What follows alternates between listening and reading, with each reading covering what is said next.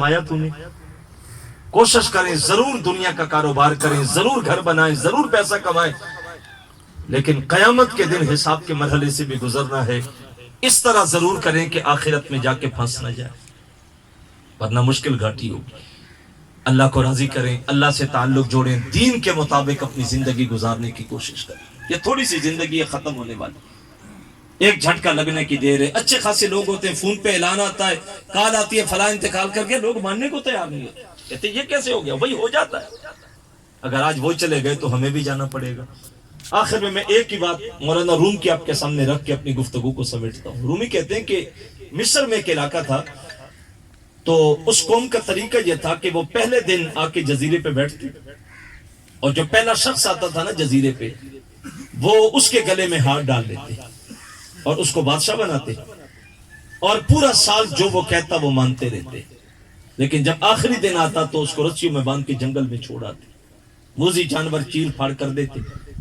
اب جو تخت پہ آ کے بیٹھ جاتا وہ بھول جاتا کہ سال کی آخری تاریخ کو میں نے جنگل میں بھی جانا ہے، وہ تخت کے مزے لوٹتا رہتا، آخری تاریخ آتی تو روتا۔ رومی کہتے ہیں جب ایک بار وہ جنگل میں جا کے سمندر ساحل پہ بیٹھے تو جو پہلا شخص آ کے اترا وہ کپڑے کا کاروبار کرتا تھا، سمجھدار تھا، تاجر تھا۔ اس کے گلے میں ہاتھ ڈالے، اس نے کہا کیا کر رہے ہو؟ کہا تو ہمارا بادشاہ ہے۔ اس نے کہا میں نہیں جانتا ملک کیسے چلتے، میں تو تاجر ہوں، مجھے کیا خبر ہے؟ انہوں نے کہا تو جانتا ہے یا نہیں جانتا، لیکن ہمارا قانون ہے، تو آ گیا ہے تو ہمارا بادشاہ ہے۔ وہ سمجھ گیا کہ قوم چھوڑے گی نہیں، سمجھدار تھا۔ اس نے کہا میں کیا کروں گا؟ انہوں نے کہا کہ سال تک جو مرضی کر، سال کے بعد ہم تجھے رسیوں میں باندھ کے جنگل میں چھوڑ آئیں گے، اپنا انجام سوچ اور تخت پہ بیٹھ جا۔ رومی کہتے ہیں یہ بڑا سمجھدار تھا۔ یہ جب تخت پہ بیٹھا تو اس نے کہا اچھا حکم مانو گے؟ کہا بالکل مانیں گے۔ کہا بلدیہ کے ملازم، مشینری، نوکر چاکر سارے جمع کرو۔ پہلا حکم دیا، ساری مشینری آ گئی، ملازم آ گئے بلدیہ کے۔ اس نے کہا جنگل میں جاؤ، ساری بلیں ختم کر دو، موذی جانور بھگا دو، وہاں نہریں کھودو، پھلدار پھولدار پودے لگاؤ، محل تعمیر کرو۔ رومی کہتے ہیں یہ بیٹھا تخت پہ تھا لیکن نظر اس کی جنگل پہ تھی جہاں سال کے بعد اس نے جانا تھا۔ وہاں محل تعمیر کرائے، نہریں کھودی۔ اب جب آخری دن آیا وہ رسیاں لے کے آ گئے۔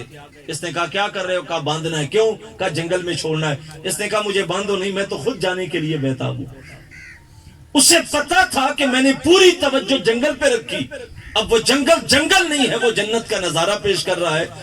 رومی کہتے ہیں بندے دنیا کے تخت پہ بیٹھ کے تو بھی قبر کے جنگل کو بھول نہ جا۔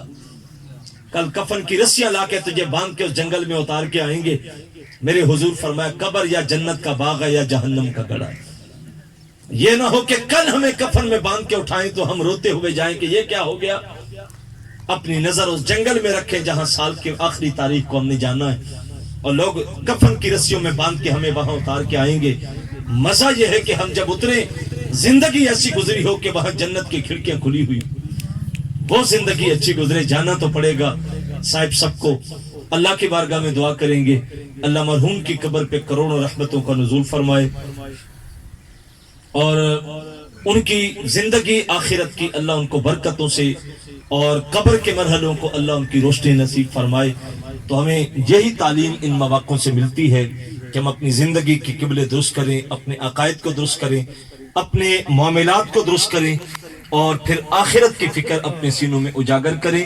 اللہ کی بارگاہ میں دعا ہے کہ اللہ بخشش و مغفرت مرحوم کو نصیب فرمائے، پاسماندگان کو، بیٹوں کو اللہ صبر جمیل اجر عظیم عطا فرمائے، اور ہم سب کو اللہ مرنے والوں سے عبرت کی توفیق دے۔